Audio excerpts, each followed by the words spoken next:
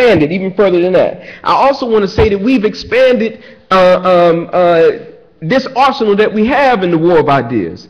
In 2006, we built uhururadio.com. Yeah, clap for it. Don't clap too long. I ain't got much time.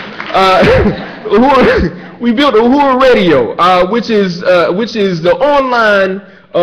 We put it out as the online voice of the African Revolution. It is the radio that you hear, that people are listening through right now to be able to participate in this Congress, and it is growing. And my time is, I'm working with time that's borrowed. So I gotta say that we expanded Uhuru Radio to include Uhuru News that you see right here before you, and we've expanded that even more. And the thing is, you have the ability today, right now, to participate in Uhuru News. You've always had the ability since we put it up, to put up articles and things like that. But right now, you can go on there and you can even have a discussion about an article that you see on there. And we want you to do that. And we have to do that. Because this is, again, part of how we engage in this war of ideas. We have more than 55,000 people who have come to this website in the last few months, in the last 4 months. And we're getting somewhere around 15,000 people coming to this website every month. And it is a crime for African revolutionaries not to take advantage of this audience that we have. So I want everybody here to be on uhurunews.com. If I look tomorrow, I want to see that the numbers have jumped up. And I want to see comments from people in here. And if I don't see comments from people in here, I'm going to talk bad about you. And I'm going to say it to your face. You know, do that and participate in the Burning Spear newspaper. This is the war of ideas. Get the books, the pamphlets, the DVDs, the posters, all these things that we have. Because, again, this is part of the war of ideas that we engaged in, and we cannot be defensive anymore. It is time to be on the offensive. We got to engage. And we can't just respond to whenever they shoot somebody or whenever they mess up our kids in the schools. We got to be there all the time making the struggle. So get on the grind. Get the Burning Spear newspaper. You can become a distributor right now. Make it happen. Uhuru.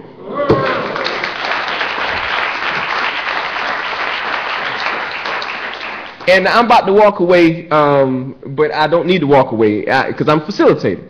So what we're going to do right now is we got a few minutes left, a few minutes left for discussion, for your participation in this. And so what we want to do is allow people to come to the mic here to raise questions or comments around these things. I'm not sure how much time we have left. Is it 10 minutes? Is it 9 minutes? Okay, so come and do it now.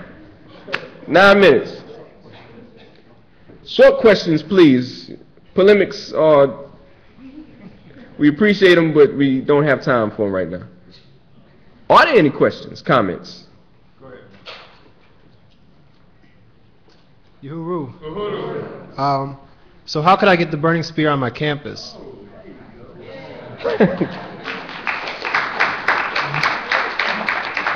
At that table right outside, this is Burning Spear Publications. You can bring that paper to your campus. How much would that cost? Do you know? Well, here's the thing. If you get 25 papers or more, then you pay 60 cents for every spear that you sell for $1. You sell them for $1, so you pay 60 cents. That's the distributor's rate. All right. So you make 40 cents off the dollar. Uhuru. Uhuru. Uhuru, brother, go ahead. I asked a question. Speaking to the mic, please. I asked a question of the chairman earlier. It's concerning the founding of APSP. It had to do with Lawrence Mann. I think I remember the story. He died mysteriously or disappeared. Lawrence Mann, his name was Lawrence Mann, but I think it had to do with Lowndes County, Alabama. Here's the chairman to elucidate on that. No, there were three founding organizations that merged to build the African People's Socialist Party. One was JOMO, which was militant organization similar in stance and to the Black Panther Party. Some people made that comparison. And another was the Gainesville Black Study Group. Some intellectuals and students and teachers in Gainesville, Florida, and another was the Fort Myers Black Rights Organization, which was an organization based in Fort Myers. A lot of migrant workers were a part of that. Florida has a large migrant stream and a lot of African migrant workers, and Lawrence Mann was one of the founders, one of the organizers, and he was an extraordinary man, very brilliant man, soft-spoken, quiet, the kind of quiet guy that when he speaks, everybody turns to make sure that they hear everything that he says. And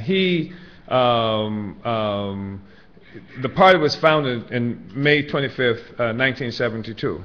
And just a few months after the founding of the party, Lawrence Mann was killed mysteriously in Florida in a mysterious car accident. He was one of the first people who died, and in a very suspicious way, we are convinced, with the founding of the party. He was an incredible person, and I had thought we had planned to do some things for this Congress so that he would have been recognized for who he is. So he was just one of the founders of the party, along with Couture Carey, who was with the Gainesville Black Study Group, who's also died, but was an incredible leader as well. Uhuru. Uhuru. Are there any other questions or comments? I'd like for, I know that NPDOM's founding was April 1991, and the conference is set for Houston, Texas, February 19th and 20th. And I'd like to see us try to organize something that would also include the 20th anniversary of NPDOM's founding, because the 20th anniversary is a big thing in everybody's life, even children, so I just want you all to, maybe take that to the IEC and, see what can we combine on, the convention and the 20th anniversary.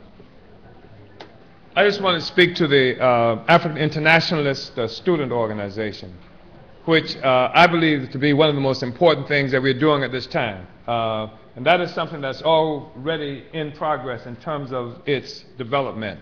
And there are some people in this room right now who we expect to play important roles in the development of the African International Student Organization. And some of the things that it is about has already been spoken to, but I just want to reiterate. The thing about the African International Student Organization is it takes actual revolution to these campuses. And it takes the notion that somehow a student activism, a person's activism is over once they graduate. And I know that there are students who are here now who will tell you that they've met some old person, somebody who is a professor, somebody who, I used to do that kind of stuff too when I was young, right? And somehow like they graduated from the revolution even though the people are still living in miserable enslavement. So the issue of the student organization that's tied to the revolution, that becomes a student wing of the African People's Socialist Party.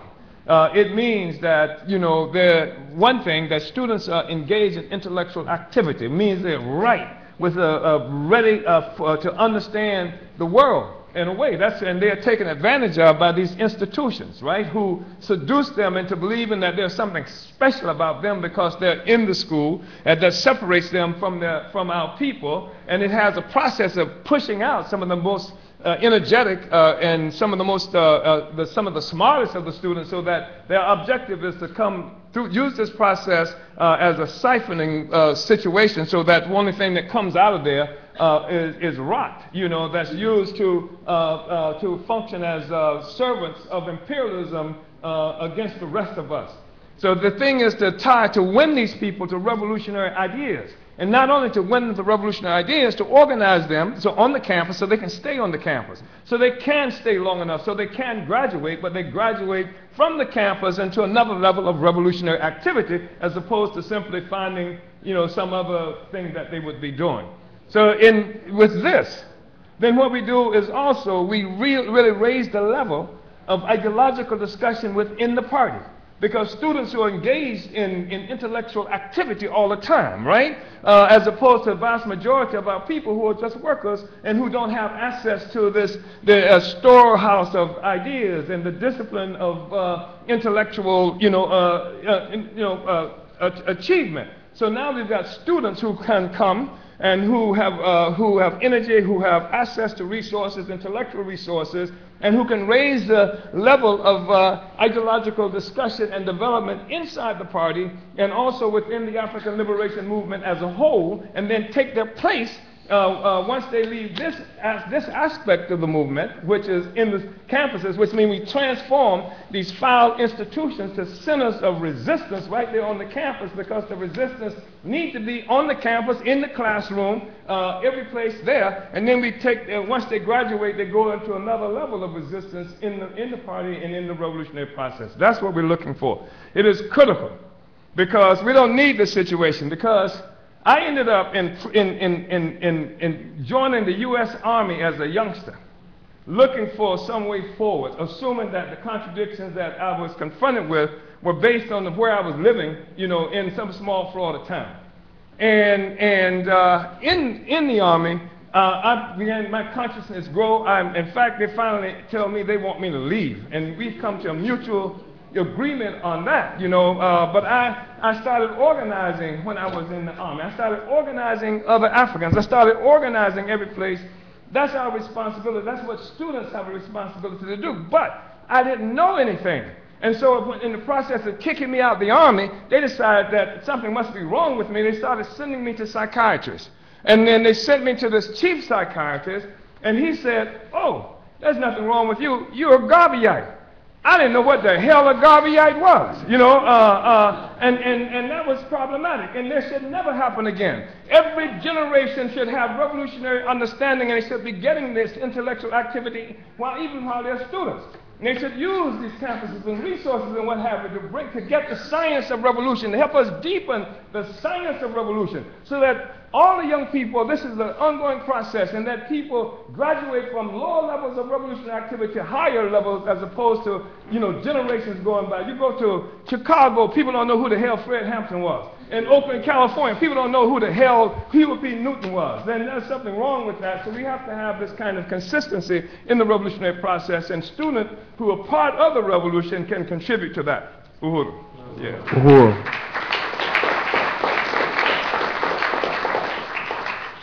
Uhuru, comrades, that brings this particular workshop to a close. And so I want to thank those of you who participated in this particular workshop, and I'm going to turn it over now to our MC. Uhuru.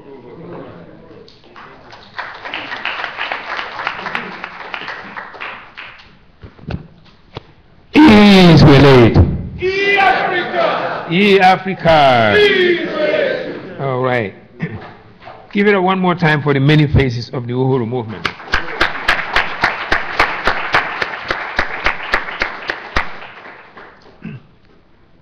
I was told by a dear friend and brother that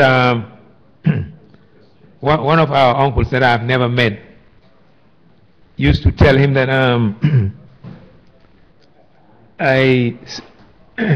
that Slim, that conversation is the cheapest commodity in the block, and everybody has one. And the next panel that is coming up is going to be the crisis of imperialism and Obama's war. This panel is going to be introduced by Oronde Takuma. Comrade Takuma. All right, brother.